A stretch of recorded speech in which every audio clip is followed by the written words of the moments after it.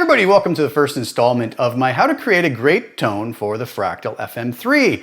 This is a series I actually have done for quite a while with the Line 6 Helix, and I've had a ton of requests to do something similar now that I have a FRACTAL FM3. So I thought today I would take you through kind of my basic template that I use to start off pretty much any preset that I'm going to build using the FM3, with a couple little tips and tricks that I like for my particular way of working, and things that I have found in my experience just kind of make the tone just that much better. Now, a lot of the stuff that I'm going to say in here is my opinion. I do understand many folks have their own way of working and they may disagree with the things I'm doing here. This is just my opinion and the things that I have done in making a lot of records, doing a lot of session work, playing live shows, for the things that I've found work across the spectrum and that allow us the unique ability to even use these techniques to tweak to our own tastes. So without further ado, let's go over to FM3 Edit and take a look. So I did a video, I don't know, maybe a week and a half ago when I first got the FM3, and it was an hour after I got it out of the box and I was fumbling and bumbling around, and I apologize for it because I really, other than reading the manual, watching a couple of videos online, just to sort of get my head around the basics of it, I really didn't know what I was doing. I have a little bit of a better idea now that I've played with it for a little bit. So to start off, I'm going to create this template and throw in a couple tips and tricks that I find really help, as I mentioned before. So first things first, as most of you know, right, we have to add our input and output blocks to get some signal, and then get our little virtual cable going through to join them all together. Okay, so what I'll do first is I'll come to maybe, let's say, the fourth block here, just to leave, and I know we can shuffle these around after the fact, but I'll just go here so I have a few spaces before it, and I'm going to add an amp. And I'm going to come and add a cab, and we'll worry about those in a second. I'm just going to build the preset out here.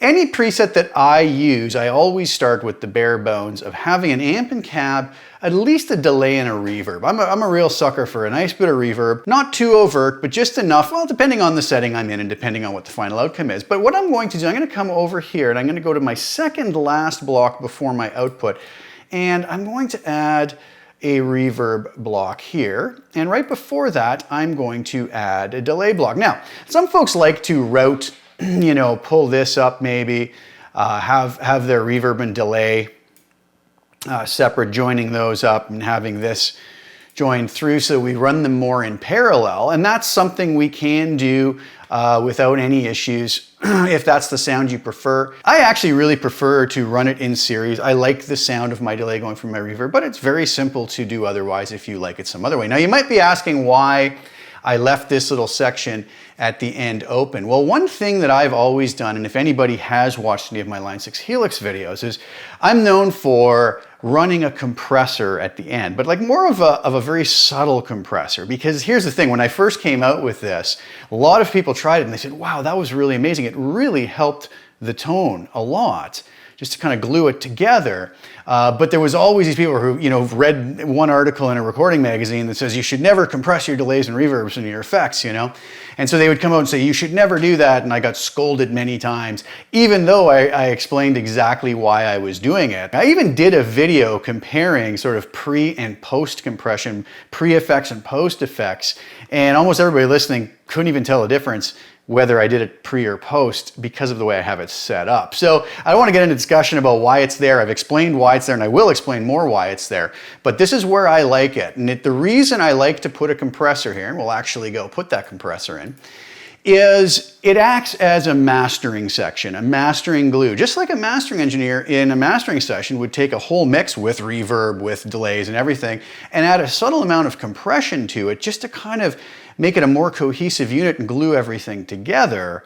That's how I'm using it here, and I find it does just that. It gives me just a little something, and these small subtle moves I find, and I'm going to add another little trick in here too, these small subtle moves can oftentimes add up in the end to giving us a very nice, more cohesive sounding tone. So we'll talk about the exact settings I'll use on that in a moment, and in fact right now I'm just going to turn it off.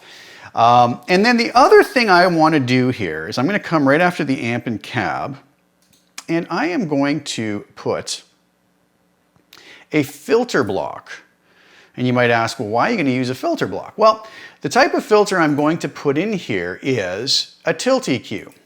Now, some of you folks who've used the Fractal for a while, or a lot of Helix users, will be aware of the tilt EQ. I've used tilt EQs in the studio in my DAW for quite some time, and they're a very, very quick and effective way to sculpt a tone without having to get too crazy and dive into too many parameters. So what we'll see with a tilt EQ is here, we can set our center frequency.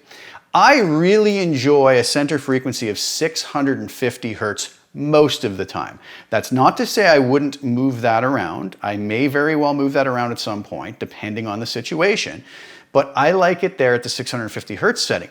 Now, using our gain control, if I pull this down to the minus or negative numbers, what that does is, as you'll see, it boosts, like a shelf EQ in a sense, all the frequencies below 650 Hertz, but simultaneously cutting all the frequencies above 650 Hertz. If I go, so essentially tilting the bass frequencies higher and tilting the higher frequencies lower.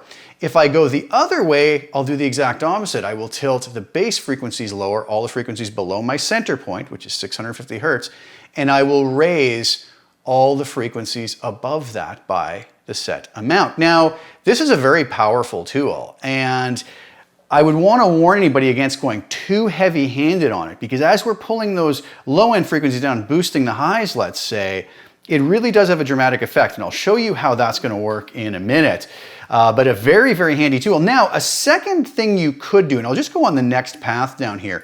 We could also, if I was to put just a second filter here and a third filter here, the other types I like to use are low shelves and high shelf EQs. So in a sense, if we use those two together, we get a similar idea to what a tilt EQ will do. So we could set that same center point frequency at 650 Hertz, let's say on both of them. And then what you'll see on the low shelf is if I dip this down, I'm going to take all those frequencies below that 650 Hertz mark, and I'm going to lower them. And if I go up to the high shelf and move that, I can dip or lower all the frequencies. So very similar to what we were doing with our tilt EQ. The only difference is with the tilt EQ, we're forced into doing it above the center point and below the center point. So with the high and low shelves though, let's say I only wanted to dip this back 1.5 dB and raise all the frequencies above 650 by more than that, let's say 5 dB or thereabouts. Well, now I have more control. The other thing I could do is I could also say, you know what, I could go up higher with my high shelf and lower with my low shelf and really tune it in a lot better. So that's really going to be up to us. I'll get rid of those blocks right now, but that's going to be up to us whether we want to use a tilt EQ, whether we want to use the high and low shelf, or just maybe one or the other. Maybe we only need one, right? And as far as CPU goes, I haven't really checked this, but what does a filter block add to? It's, you know, maybe 1%. So it's not a huge hit on processing power either. So, okay, so that's basically what I like to do to get my preset going. Obviously I can throw other blocks in there, chorus, phaser, flanger, wah pedals, overdrive pedals. But to start off with, I usually really like to have this set up. So let's just do this. Let's turn off our reverb. Let's turn off our delay. Let's go over to our amp block. Now, one model that I've been enjoying thoroughly in the FM3 is the AC20 amp, which I believe is a model of the Morgan AC20 amp. What a beautiful, beautiful sounding amp. So this comes up with input drive at 5, the high cut at 5. Now the cab, I'm going to come in and I believe we have the matching cab for that. There's the AC20. So let's do this. Let's go with a AC20 cab. I'm guessing that's a M160 ribbon mic. Let's go slightly off axis with that and see what we have. So just pulling up those stock settings, I'm going to have this.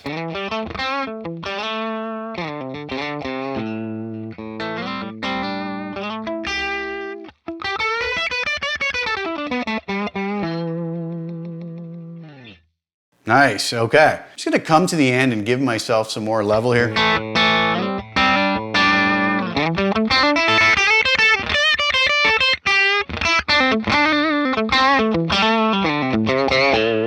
This is always an amp I heard a lot about in real life, and I really, really enjoy the sound of it in the FM3. So I'm gonna leave that alone. Now, one thing I might do is come in, actually, you know what, let's just maybe put a little bit of high cuts. The high cut on this amp, if I go all the way down with it, is very bright. If I go all the way up with it, it darkens things up a bit. Let's just go to maybe 6 on that.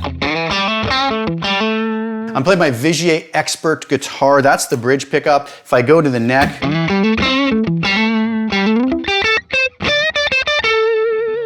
all right. Now, one thing I noticed, and obviously everybody knows, is the FM3 is a very, very advanced unit as far as being able to edit things. Now, some folks really like that, and some folks find it confusing. They get almost the option paralysis type of thing.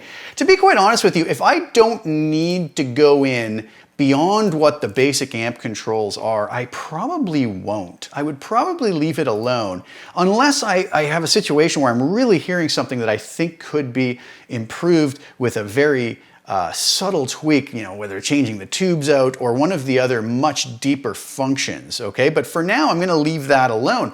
Now, on the cab block, one common thing to do is to come in and do low and high cuts. Now, a lot of times, even in the studio, an engineer will record a real guitar with a real mic into a mic preamp, and we still get high-end information as part of that that's kind of outside of the range of the guitar and could possibly interfere with things like cymbals in a mix and whatnot. I really never like to go super low on this, but a lot of times I'll just set this to anywhere from maybe 10 to 12,000 hertz.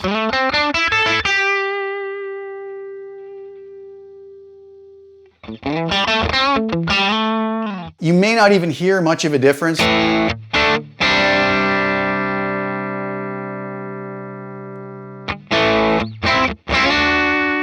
You should hear some of the maybe crispy highs just sort of settle down a bit. And let's go to the low cut and go to about 80 hertz.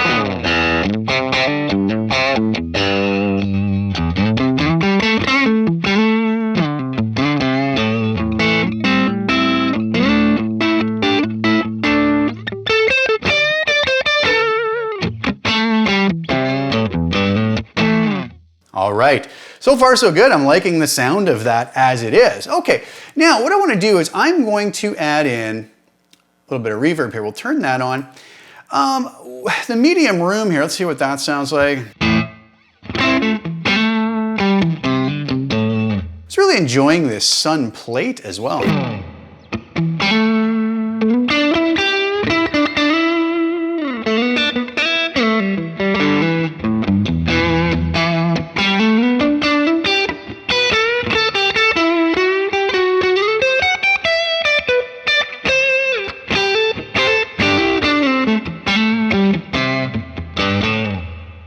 Nice. Might be a little big.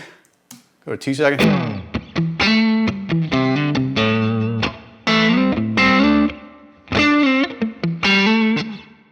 That's not bad.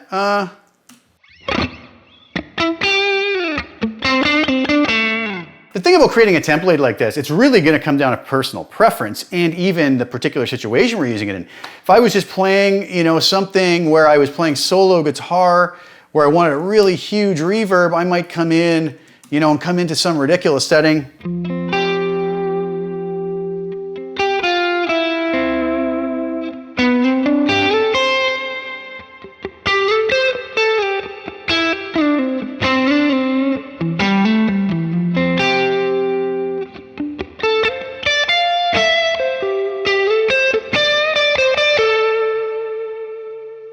Something where I'm playing sparse like that, but that is not going to work if I'm playing something more, where I don't want all that reverb. So we're going to have to play with that on our own, but let's go with maybe.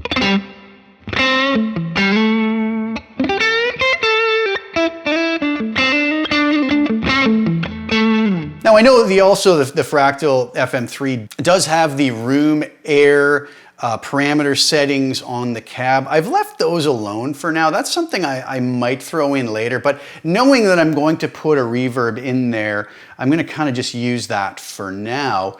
You know, when we're recording with modelers, obviously it's a very direct sound. We don't get the benefit of the room, you know, where we would record a real guitar amp with a real microphone where it's going to pick up some of that natural room ambience. So I know that this section here is designed to kind of mimic that, but we're going to just go with the artificial reverb for now, but I'll leave it with those settings. Now, let's put our delay in here. Now, I'm a real sucker for, and again, this is going to really depend on each person's final use. The nice thing about the way this is laid out, we have our delay block, we go pick our personal favorite delay, and off we go. I'm a real sucker for tape delays and lo-fi tape delays. So something like the stereo tape might be where I would start as a starting point.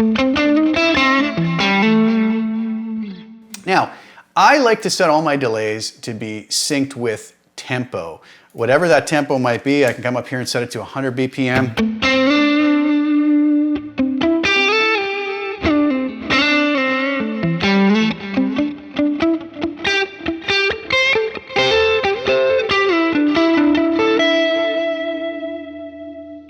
And again, with settings on delay, I find it's important to, and again, depending on the situation, but if I'm just going for sort of a standard delay to help a tone just sit in the mix nicer, I don't want to go too much. And I find a lot of players in my experience, people who've sent me tones to kind of critique or sent me tones to mix in the studio, sometimes there's just so much delay that it almost gets messy sounding, right? And I think a lot of players do it as a bit of a comfort blanket almost, that it sort of covers up maybe some sloppy playing or some mistakes and whatnot. So with these settings that come up just as is,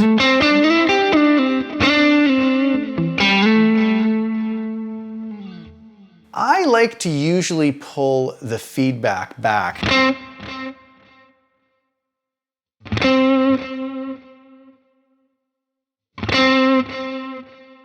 As a starting point, I would maybe go there around 14%. Mix, again, that might just be a hair much for me. I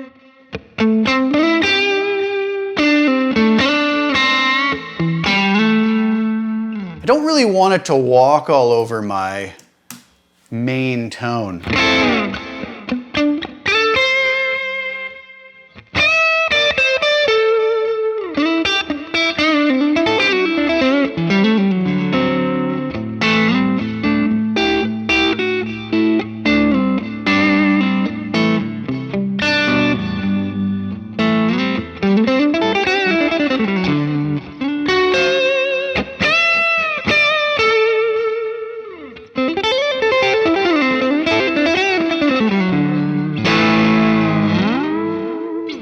Okay, so that's cool on the delay. So now what I want to do is I want to come into our compressor at the end. Now, what I was mentioning with this, and like I said, a lot of folks are going to say, oh, you shouldn't put that after the effects. And I know, I'm using this as a little mastering compressor after the fact to glue everything together and add a little bit of a cohesive sound to the overall tone, okay? So what I want to do is I'm going to come in here and I'm going to actually choose an optical compressor, okay?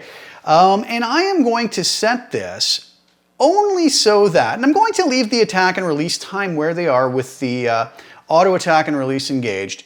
I'm going to leave the compression at 5 for now, but I'm going to bring that threshold up considerably higher, because right now if I play into this, I'm getting about 8 to 9 dB of gain reduction. Ridiculous, it's destroying my tone.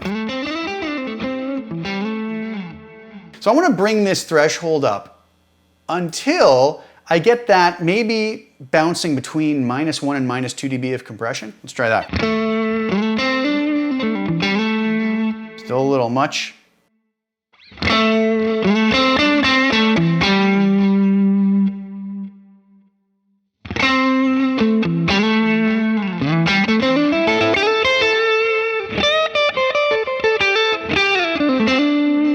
So you'll even note if I play really quietly, almost not even engaging. If I dig in,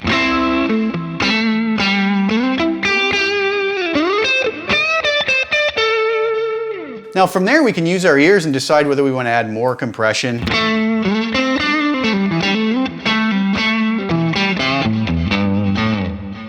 You can kind of hear it squishes more there if I turn it right down. I'm going to probably bring that up maybe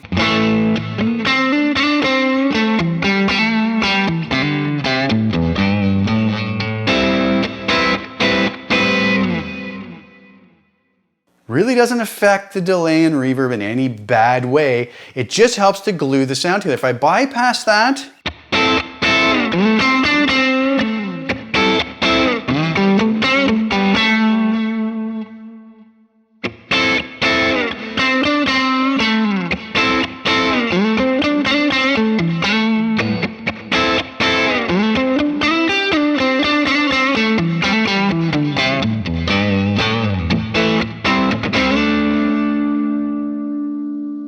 bypassed.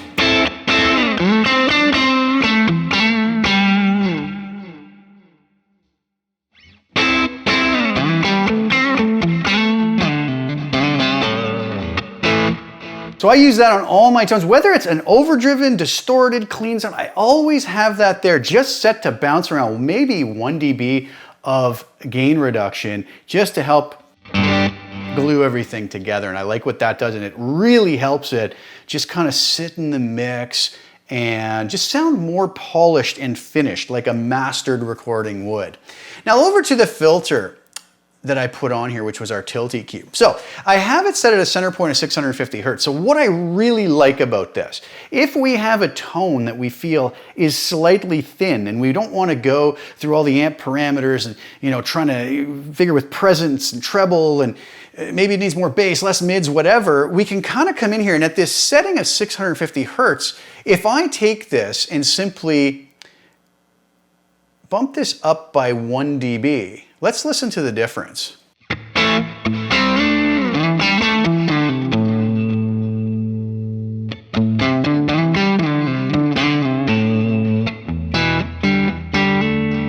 So what you hear here, it's a little warmer, little thicker in the low mids. If we want a little more clarity with that,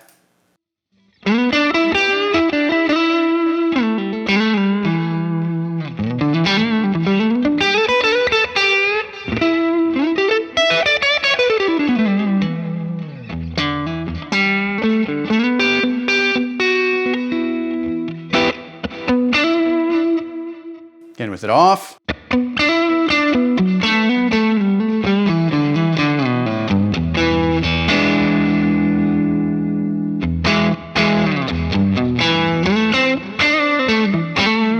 You're going to have to listen on a decent set of speakers or a decent set of headphones to actually hear what's going on with that. But let's go a little more dramatic with it.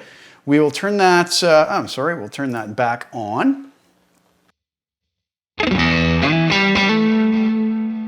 So if we had a tone we really wanted to brighten up, what if I was to bring that up like 3 dB?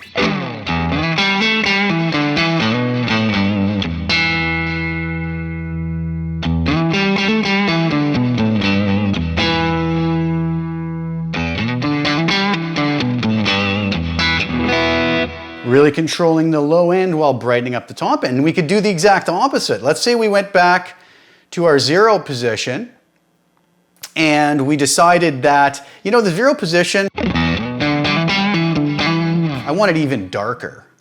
You know, we could come this way, boosting the lows, cutting the highs.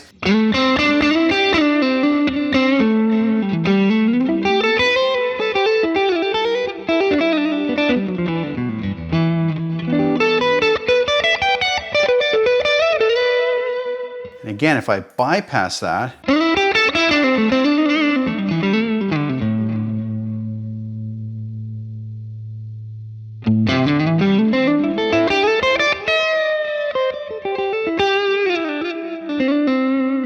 a lot of times I'll find myself at a setting of maybe +1.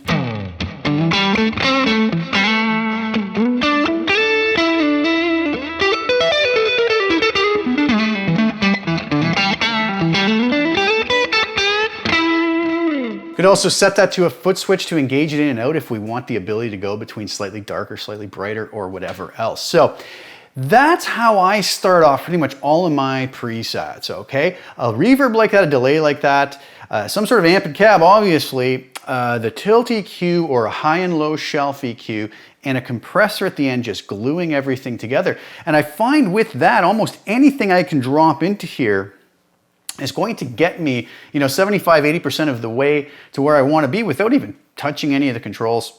on the amp in a lot of situations. Again, you know, all of this can potentially go out the window simply because everybody has different needs. Every situation requires different needs, depending on the type of track I'm working on in the studio or the type of track I'm writing, what effects I need. But this is the template that I have, that I always use to get myself started, and then I just adjust to taste and get things switched in whatever way I need them to. I'm gonna have this available up on my website for anybody who wants to download. It's just gonna be called Template. Obviously, you can switch out the amp, change the parameters to whatever suits you, but if it helps anybody to get up and running fast, that's wonderful. I also am going to have a preset I just finished, my first preset I'm going to have available. It'll be up on my website as well, and that's called the DC20 Ultimate preset, which is based around one of the DC20 amp models, but it also has a full array of effects, chorus, phaser, delay, reverbs, and some other bells and whistles in there. So the first track I put together using the Fractal FM3 is this one I'm about to play you after, and this is using the various snapshots from my new DC20 Ultimate preset, which is available on my website.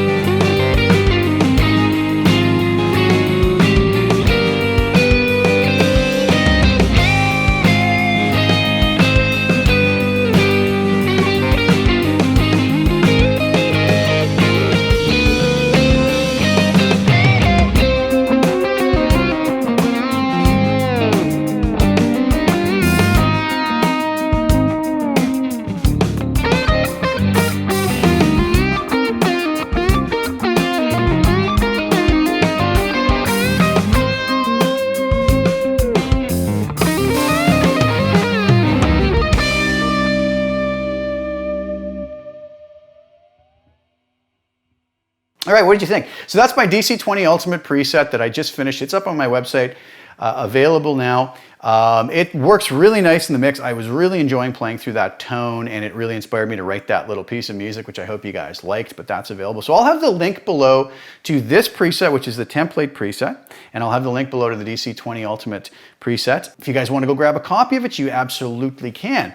So I hope that was helpful to some folks. I hope it was useful. I hope it maybe got somebody thinking of a couple new tricks that they could add to some of their presets to hopefully make them a little bit better. And like I said, these aren't sledgehammer techniques. These are very subtle finesse techniques, but these little amounts can really add up to getting a nicer finished product in the end. Especially something like the compressor. You know, if you want a little more compression, add a little more, and if you want a little less, or if you don't like it at all, turn it off, right? But the tilt EQ, the high and low shelf EQ, very important things in my preset making, and the compressor as well. So thanks again, guys, for tuning in. I'll be back soon with some more content. Please like the video, share it with anybody who you think would get some use out of it, and subscribe to the channel. Hit the little bell notification, get notified when I put new content out. I will be back very soon with some more. Thank you guys again so much for tuning in. Ciao for now.